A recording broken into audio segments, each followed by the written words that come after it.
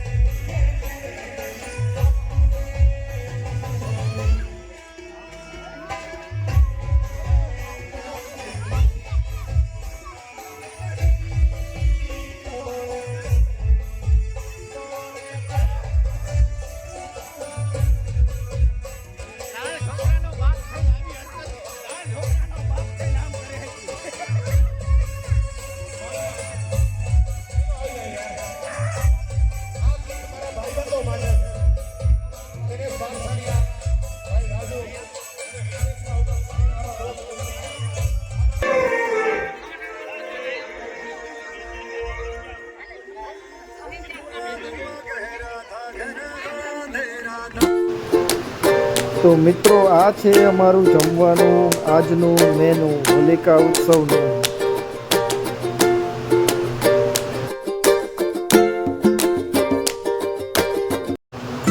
તો મિત્રો હવે શરત લાગી ગઈ છે નાળિયેરને 4.5 ઘામાં પહોંચાડવાની અને આ છે એમનો પેલો ઊંધો ઘા.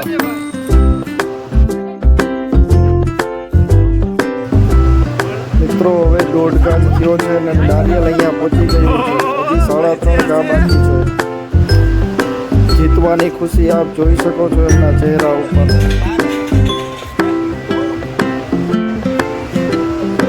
થમ્સઅપની શરત મારેલી છે મિત્રો. સંજયભાઈ જીતવા ઉપર છે અને અમે હારવા ઉપર છીએ. તો ચલો જોઈએ કોણ જીતે છે.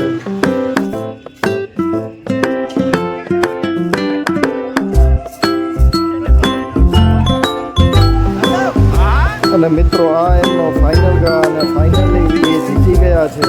અને ચલો અમારે હવે ઠંડુ પાવાનું છે અમને. મિત્રો અહીંયા બીજી શરત લાગી ગઈ છે. નાળિયેરનો આ રીતે ઘા કરી અને પહોંચાડવાનો 7 ઘામાં. કારુભાઈએ 3 ઘામાં જ નાળિયેર અહીંયા પહોંચાડી દીધું છે. હજી એમની પાસે 4 ઘા બાકી છે. તો ચલો જોઈએ ક્યાં સુધી નાળિયેર પહોંચે છે. મિત્રો આ એમનો છે 5મો ઘા અને 7 ઘામાં પહોંચાડવાનું હતું. એમણે 5 ઘાની અંદર જ પહોંચી જશે એવું લાગે છે. હા મિત્રો જોયું, આ 5 ઘામાં જ એ લોકો જીતી ગયા છે અને હવે જીતની ખુશી મનાવે છે. ત્યારબાદ જીતના પૈસામાંથી ગાંઠિયા મંગાવ્યા અને બધાએ સાથે મળીને નાસ્તો કર્યો અને પ્રોગ્રામ પૂર્ણ કર્યો. મિત્રો તમારા વિસ્તારમાં પણ આ રીતે હોલિકા દહનનો ઉત્સવ ઉજવાતો હોય તો કોમેન્ટ જરૂરથી કરજો.